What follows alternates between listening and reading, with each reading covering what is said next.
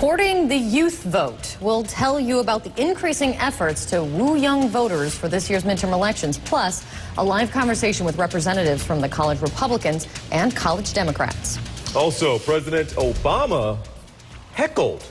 He was trying to get his message out, but he had to go off script to respond to people who are essentially yelling at him.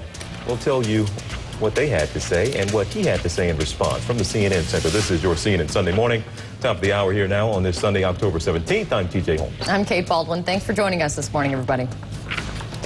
In 16 days, it's 16 days to the midterm elections, and President Obama is hoping to tap into the base that helped him get into office 2 years ago. Yeah, but as CNN's Jean Meserve now reports, the Republicans are also hoping to cash in on the youth vote. Thank you. Young people put the oomph in the Obama presidential campaign 2 years ago, and with midterm elections now just weeks away, the president is trying to reignite their passion.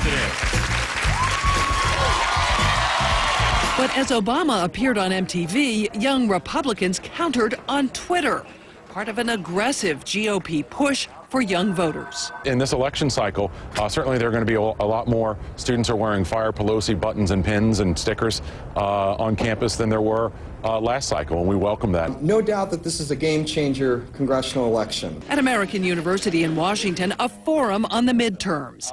On this campus, college Republicans believe they are making inroads. Several people I know who are going to, at the very least, split their ticket this year, whereas 2008 it was all Democrat.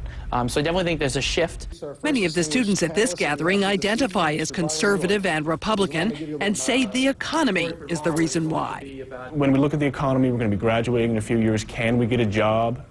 Are our taxes going to go up? FreedomWorks, an activist group influential in the Tea Party movement, credits tech-savvy young people for its success and says its focus on fiscal issues like government deficits and debt continues to draw them in. This idea of kind of leave us alone and let us live our lives, and I think that appeals to young people. But polling tells a different story. It shows the Tea Party is weakest among young people, and Republicans? We've not seen any evidence that Republicans are making a lot of inroads among young voters. Polls indicate about 40% of voters 18 to 29 intend to vote Republican in the midterms, about 50% Democratic. And young voters are one of the few groups who still give President Obama a thumbs up. Thank you, sir. The effort to woo young voters this year may be of little value. They vote in presidential elections, but historically their turnout in midterms is lousy, accounting for only 6 or 7% of the vote. Jean Meserve, CNN, Washington. Sticking with politics, the president who came into office with a sizable mandate from the people finds himself in unfamiliar territory, slumping poll numbers and hecklers. The crowd in Boston last night largely gave him a rousing welcome, but midway through his speech, you'll hear hecklers in the distance taking him off message. Listen here. If they take over Congress, the other side has promised to roll back health reform so that insurance companies can go back to denying you coverage because you're sick. They want to roll back Wall Street reform so that taxpayers are on the hook for Wall Street bailouts. And credit card companies can hit you with hidden fees and penalties. And if they win in Congress, they will cut AIDS funding right here in the United States of America and all across the world. As you hear right there, the president was unable to ignore the hecklers and deciding to answer them and their criticism that they said that he hasn't done enough to fight AIDS. He says they are. Well, one of the great things about being a Democrat is we like arguing with each other. But I would suggest to the folks who are concerned about AIDS funding, take a look at what the Republican leadership has to say about AIDS funding. All right, you hear him responding to hecklers there. I want to bring in two people now who would never heckle the president.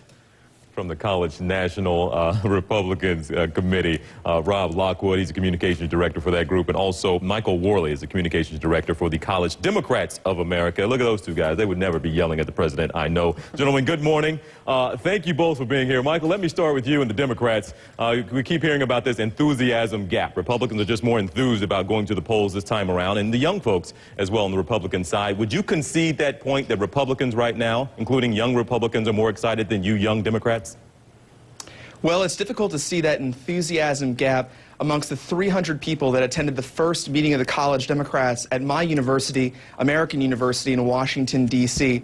It's difficult to detect an enthusiasm gap amongst the 26,000 students that we had at the University of Wisconsin-Madison rallying with the president just a few weeks ago. I think that students understand the difference in this election. They understand the risks that we're facing with a Republican control that wants to cut 20% of higher education funding. We don't need to go back to the days where students that are being hit with higher tuition also have further cuts. So they understand the difference, and they're excited for this election. Now, Michael, you sound like you're on your talking points. And, Michael, it sounds like you threw out a couple of numbers at me. 300 at one meeting, 26,000 at a rally at a college campus. But you are telling me, despite those two numbers you just named, that you don't believe it at all, despite whatever poll might be out there, that Democrats, even young Democrats, don't share the same enthusiasm right now as Republicans. What I'm saying is that from my personal experience, that's what I've seen. What I've seen is these large numbers turning out. I mean, I think that just last weekend, 120 college Democrats from the D.C. area got on 2 buses, even during midterms, and went up to work for an entire weekend for Joe Sestak in Pennsylvania. College Democrats are enthusiastic. College students are enthusiastic about these midterms. So from personal experience, I can tell you that we have seen that enthusiasm. Well, Rob, you tell me what your personal experience has been among the Republicans. He can tell me there. Sure, we got 120 going up to work here, 300 a meeting here, 26,000 at a rally there. Can you match those numbers, and can you exceed the enthusiasm that he says exists on the Democratic side? Yeah, absolutely. I mean, it starts off, we have a program called Operation Red November, which means that we have 25 full-time field reps who are paid by the College Republican National Committee to be in 5 battleground states. And we've recruited over 25,000 new college Republicans alone, which is an unprecedented level. And those volunteers thus far have turned out 30,000+ volunteer hours for statewide victory. And that's a level that the College Democrats can't compete on right now. Can't compete. I want to ask you about something else here, Rob, that you guys have up on your website, and it's a direct quote. It says, the ground has never been more fertile to win the generational allegiance of America's youth. What do you guys mean by that? Well, the young vote is up for grabs for true this time. I mean, recent polling is showing that 66% of kids in 2008 voted for President Obama and the Democrats. Right now, his approval rating is at 44%, which means that there's 20+% of independent voters who are truly looking to realize the power of ideas, not just the power of personality when it comes to politicians and their policy that they're in favor of.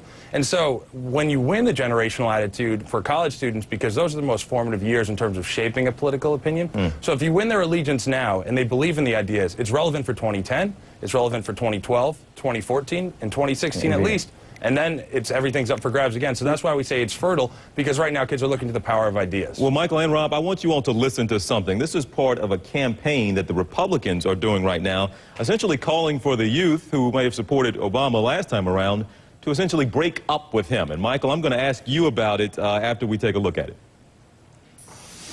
We met on Facebook. He had me.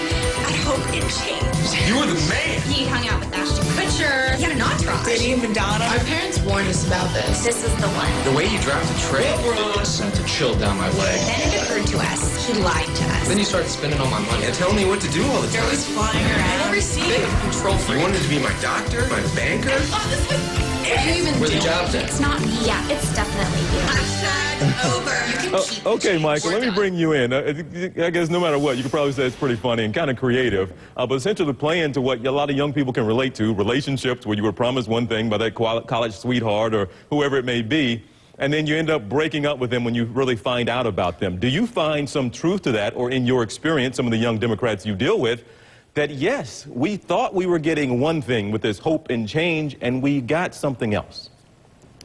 What college students got out of this commitment to President Obama and his policies has been the highest investment in higher education in U.S. history. We have seen over the course of 2 years the amount of student aid double in the United States for Pell Grants, for loans across the board. We have seen an increase for students during a time when tuitions are on the rise. Just a few years ago, during the Bush administration and during a Republican-controlled Congress, we saw a $200 to $300 cut in Pell Grants per student. 90,000 students lost their coverage. We now see the highest more from you this morning. You're more on your talking points than most of these politicians I talk to on the air here. I am talking about real stuff here and real emotion out there, because people say that don't ask, don't tell. A lot of people not happy with health care. A lot of people not happy with the spending. I'm talking about the real problem with debt. You're talking more talking points to me and numbers, and you're rolling out to me. You talked about your experience out there. What is your experience? My experience is a student that has to carry student debt. And because of the progress that has been made by this administration, that now becomes easier on me than it would be 2 years ago. For the first time in my life, I had to get a private loan when I transferred universities this time. 2 years ago, the credit market was so frozen that it would have been difficult for me to have done that. Now, with this president and this Congress making such an incredible investment in students, students like me have the ability to go to the college and university that we want to get the education that we need to be competitive in a globalized workforce. That's what I'm talking about, Michael, that real experience as a real student. That's what I was wanting to hear from you. And Rob, how do you respond to that? You're trying to get people to break up with the president. Some young people want to give him more time, but some would have the same experience. You hear from Michael right there. You know what? I had an easier time a few years ago with getting loans and dealing with things. Now there's stuff added to me, and they think this president is helping out. How do you combat that and try to get people to break up with the president they think may be helping them out? Well, first of all, the president, like I said, was very popular. In 2008, he won 66%. This poll from the AP on Monday shows he's at 44% of favorability. Why is the question that people are breaking up with him, like our ad suggests? It's because of debt. Debt and financial responsibility are things that everybody can relate to. And right now, current kids will owe over $120,000 to the debt alone, or because of the debt, due to the fact that the Obama administration, the Democrats in Congress, increased the debt by 54% since they've taken office. And if you want to talk about educational, what they've done for education, we could talk about wasteful spending, which is where Republicans get really upset. Two of the earmarks alone in the stimulus bill, one gave $700,000, I believe it was to Georgia Tech University, to study music improvisation. How does that create jobs? Okay, Rob, you're on your talking points too here, like my man Michael. But Rob, let me ask you, just to wrap it up here, you wrap it up. Do you not have an experience or talk to young Republicans who have kind of the same experience as Michael, where they do believe they need help because they're young people? With you talk about debt and adding to the deficits and so on and so forth, but on a personal level, with these young people who may be getting some help with those college loans, they think this president can provide it. What is your experience like Michael's? Yeah, no, absolutely. And I'll tell you this, I know you're going to think it's a talking point. I was on Penn State's campus 2 weekends ago. And right now, like I said, it's going to be $120,000 that everybody's going to owe to the debt. And there's 20% unemployment. So kids can't find a job, and they were promised a job, and that's the broken promise. And so what they're saying is, if I can't find a job and I'm going to owe this money, where is the money to pay into the system going to come? And if I can't ever produce, what happens then? And it's a scary thought for kids to think that if they can't find work, that they can't pay into a debt. And it's, like I said, a very scary process. And this is what kids are talking about nationwide, and that's why they're looking to the power of ideas. They're reading about policies, and that's why they're going to vote Republican. Well, Rob and Michael, guys, I appreciate having you on. This has been fun. Actually, I want to look into possibly having you guys back. Certainly giving you a hard time about your talking points. I know some things you certainly wanted to get out there, so just giving you a tough time there. But still, Michael, appreciate you sharing that experience especially. But that's certainly what we want to hear about, young people and exactly what they're going through and what's going to happen here in a couple of weeks. So, gentlemen, thank you both for being here. Hope to talk to you again soon, all right? Thank you. Woo.